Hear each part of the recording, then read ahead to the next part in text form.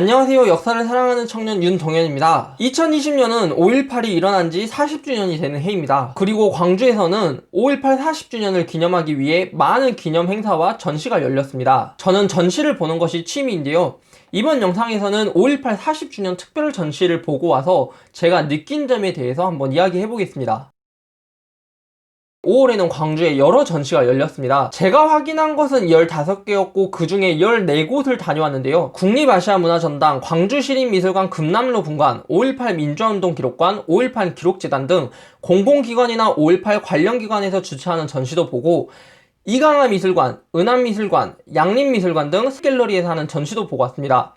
그리고 유일하게 광주가 아닌 곳으로는 담양에 있는 해동문화예술촌에서 하는 전시도 보고 왔습니다. 그렇다면 예술가들은 5.18을 어떻게 표현했을까요? 첫 번째는 민중미술입니다. 민중미술은 1980년대에 진보적인 미술인들을 중심으로 일어났던 현대미술운동 또는 사회변혁운동입니다. 5.18 기념재단에서 주최하고 5.18 기념문화센터와 5월 미술관에서 공동 전시한 전시회에서는 걸개 그림이나 판화 그림도 볼 수 있고 민족 기록화처럼 크고 웅장하게 그려진 그림도 볼 수 있습니다. 이강하 미술관에서는 실제로 5.18에 참여했다는 이유로 감옥에 들어가기도 했던 이강하 작가님의 작품을 볼 수도 있고 현대 민중미술의 중요한 메시지를 담아내는 송기환 작가의 그림을 볼 수도 있습니다. 은암미술관에서는 윤상원 기념사업회 김상현 고문이 민중미술에 관심을 갖고 그동안 소장해온 민중미술 작품을 볼 수 있는 전시도 있고 예술공간집에서는 강현군 화가처럼 5.18을 직접 보고 겪으면서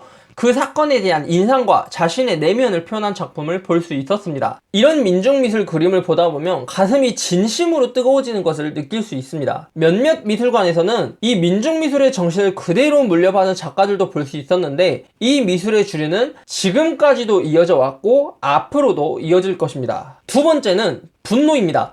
특히 이 국헌문란과 5.18 학살 범죄의 주범인 전두환을 겨냥하면서 예술가들이 갖고 있는 분노를 느낄 수 있었는데요. 갤러리 생각 상자에서는 패러디라는 온갖 패러디를 통해 예술 세계에서나마 전두환을 혼내고 처단하는 작품을 볼 수 있었고 5.18 민주화운동 기록관 앞에는 5.18에 대해 망언을 한 여러 정치인들과 유명인들의 모습을 풍자한 작품을 볼 수 있었습니다. 하지만 이러한 감정은 어느 전시회라고 할 것 없이 모든 전시회에서 다 볼 수 있었습니다. 작품을 보니 예술가들이 얼마나 붕괴하고 있는지 알 수 있는 것 같습니다. 세 번째는 또 다른 아픔입니다. 예술가들은 5.18을 떠올리면서 세월호 침몰 사고를 떠올리기도 하고 분단된 국가를 떠올리며 통일을 염원하기도 했습니다. 예술가들이 제각기 갖고 있는 아픔을 작품으로 표현하면서 그 아픔에 공감할 수 있었고 한국 사회의 트라우마로 남은 이런 비극적인 사건들이 같은 선상이나 이런 같은 지점에 놓여 있다는 것을 알게 되면서 더 이상 사람들이 아프지 않았으면 좋겠다는 그런 생각을 하게 됩니다. 이 외에도 40주년을 기념하는 특별 전시답게 5.18을 새로운 형태로 표현하려는 시도가 많이 있었습니다. 만화나 일러스트로 표현하는 전시도 있었고 영상과 설치미술, 3D 작품들도 많이 볼 수 있었습니다. 이렇게 5.18을 기억하려는 새로운 사람들이 나타나기 때문에 대한민국의 미래가 밝은 것 같습니다. 제가 이렇게 5.18 전시를 보고 온 이유는 5.18에 대한 저의 생각과 감상을 공유하기 위해서였는데요. 사실 저는 5.18이 이렇게 정치적으로 쟁점화되는 것이 싫습니다. 또 5.18이 거칠고 어렵고 무거운 역사?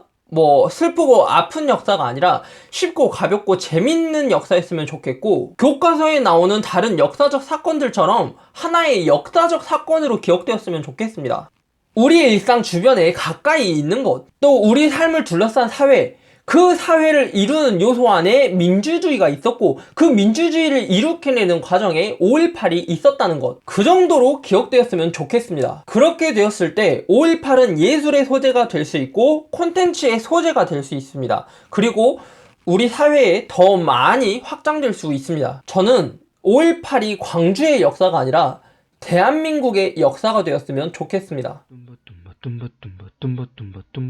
바람도 명예도 이름도 남김없이 한평생 나가자도 뜨거운 맹세 동지는 관대없고 깃발만 나보며 새날이 올 때까지 흔들리지 말자. 세월은 흘러가도 상처는 안다. 같이 앞서서 나가니 산자여 따르라 앞서서 나가니 산자여 따르라